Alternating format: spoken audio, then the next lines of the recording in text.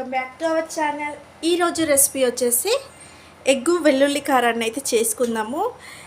కోడిగుడ్లు మన దగ్గర ఉంటే డిఫరెంట్గా ఎగ్ కర్రీని అయితే చేసుకోవచ్చు అండి. ఈరోజు అయినా కోడిగుడ్డు ఎల్లిపాయ కారం అయితే చేస్తున్నాను. ఓకేనా? కావాల్సిన ఇంగ్రీడియంట్స్ సింపుల్ అండి. ఇక్కడ కనిపించేటివే 6 గుడ్లు, 2 వెల్లుల్లి గడ్డలు తీసుకొని ఇట్లా పొట్టు తీసుకొని పెట్టుకున్నాను. వెల్లుల్లిపాయలని కొంచెం అంతా కొత్తిమీర, 3 అంటే 3 పచ్చిమిర్చి చేసుకుంటున్నాను. ఇంకా ఎలా చేస్తానో చూస్తూ ఉండండి. ఇప్పుడు ఒక రోల్ అయితే తీసుకోవాలి. ఈ రోల్లోకి వెల్లుల్లిపాయలు, అలాగే తీసుకున్న 3 పచ్చిమిరపకాయలని ఇలా కొంచెం చించి వేసుకుంటే మనకు దంచేటప్పుడు మంచిగా నలుగుతాయండి. అలాగే కొంచెం అంత కొత్తిమీర, కొంచెం అంత మంచి దంగడానికి, దంచుతుంటే జల్దీ దంగడానికి అయితే రుచికి సరిపడైతే ఉప్పు వేసుకున్నాను. ఈ కారాన్ని ముందైతే రెడీ చేసుకోవాలండి. మిక్సీలో పడితే జల్లి అవుతుంది, ఇలా దంచుకుంటేనైతే టేస్ట్ అయితే మస్తు ఉంటుంది. మీరు కూడా చేయండి, ఇట్లా దంచుకొని చేయండి. ఓకేనా? ఇలా మెత్తగా కాకుండా ఇలా కచ్చా పచ్చగా దంచుకుంటే సరిపోతుందండి. ఓకేనా? చూడండి, ఇలా అయితే దంచుకున్నాను. చూడండి ఒకసారి, బాగా మెత్తటి పేస్ట్ అయితే కాదు, ఇలా కచ్చా పచ్చగా దంచుకుంటే సరిపోతుంది. ఇప్పుడు ఇక సింపుల్ అండి. ఇక ఎగ్గును ఫ్రై చేసుకోవడమే.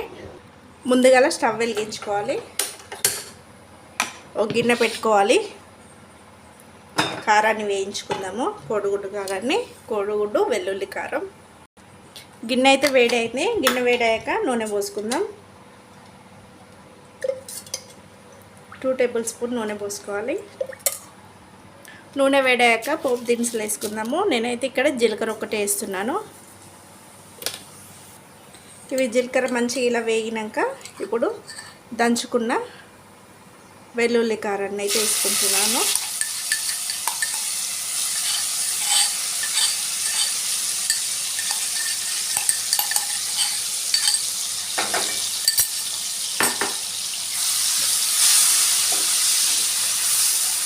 ఈ వెల్లిపాయ ముద్దను ఇలా దంచుకున్నాం కదా, మంచి వాసన అయితే వస్తుంది.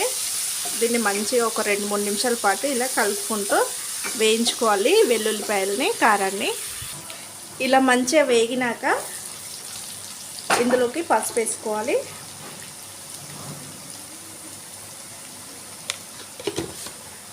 ఉప్పు అయితే వేసుకున్నాము మనము వెల్లిపాయలు దంచుకునేటప్పుడే. ఇలా కలుపుకున్నాక ఇప్పుడు ఒక్కొక్క కోడిగుడ్డుని పగులగొట్టి అయితే వేసుకుందాము.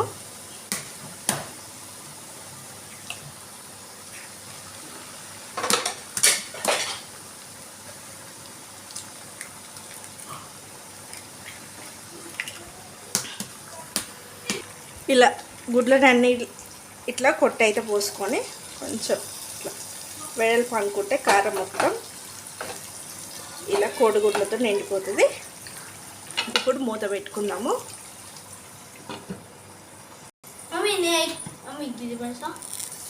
ఇప్పుడు మూత తీసుకోవాలి. మూత తీసి వీటిని ఇలా కలుపుకోవాలి.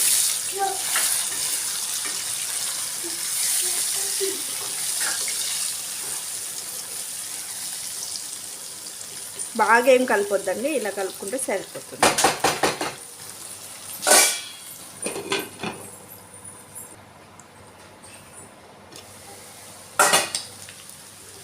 ఇలా మంచిగా వేయించుకోవాలండి. ఇలా మంచిగా ఫ్రై అయ్యాక ఇందులోకి కారాన్ని చూసుకోవాలి. మనం పచ్చిమిర్చి వేసాం కదా, పచ్చిమిర్చి కారాన్ని అయితే చూసినాకనే ఇందులో కారం వేయాలా వద్దా అనేది చూస్తా.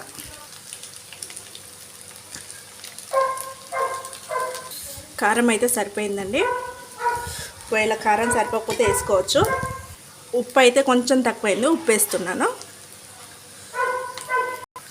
ఇప్పుడు కొంచెం గరం మసాలా వేస్తున్నాను, మంచి రుచి కోసము. ఓకేనా? దీన్ని ఇలా కలుపుకొని ఇంకా స్టవ్ ఆఫ్ చేసుకుంటే ఎంతో రుచికరమైన వెల్లుల్లి ఎగ్ ఫ్రై అయితే రెడీ అయినట్లే ఫ్రెండ్స్. ఓకేనా? ఇప్పుడైతే అన్నం వేసుకొని స్టవ్ ఆఫ్ చేసుకొని అన్నంలో వేసుకొని అయితే తిందాము. ఎలా ఉందో కామెంట్ అయితే చేయండి మీరు.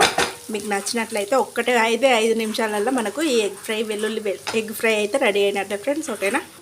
ఇప్పుడైతే ఈ అన్నం అయితే వేసుకున్నాను. అన్నంలోకి అయితే ఈ ఎగ్ ఫ్రై వేసుకొని ఎలా ఉందో కామెంట్ అయితే ఎలా ఉందోనైతే మీకైతే టేస్ట్ అయితే చెప్తాను.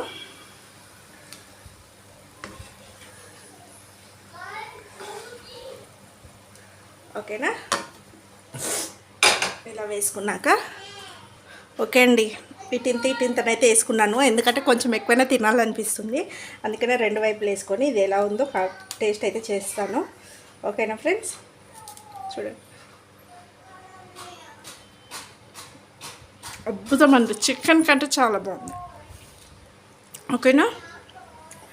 ఇంకా మీకు కనుక ఈ వీడియో కనుక మీకు నచ్చినట్లయితే మీ ఇంట్లో కూడా చేసుకొని ఎలా వచ్చిందో వీడియో లింకు అయితే కామెంట్ చేయండి. అలాగే సబ్స్క్రైబ్ చేయండి, షేర్ చేయండి, కామెంట్ చేయండి ఎలా వచ్చిందో. సూపర్ ఉందండి, భలే ఉంది.